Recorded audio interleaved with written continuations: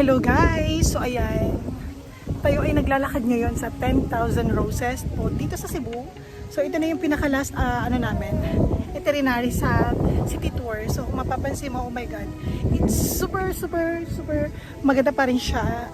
Kasi kahit second time na namin dito, so nakaka-amaze, nakakakilig, and then yung sound, diba, pang Koreana, feeling mo parang kang nasa K-drama. So ayan o.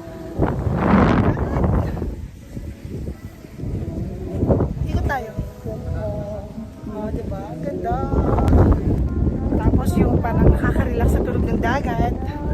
And then, ayan. May mga upuan din banda dun guys. Dati kasi wala yun pero ngayon meron na. So, kuwari, prinsesa tayo guys. Diba? So cute. And then, ayan. Bawal kasi pumasok ata dito, I'm not sure. So, papakita ko na lang sa video guys. Hindi na ako po, ayan guys, so ganda. Super cute. Ang init lang talaga, so parang naglapot na tayo dito mga kadyosa. So,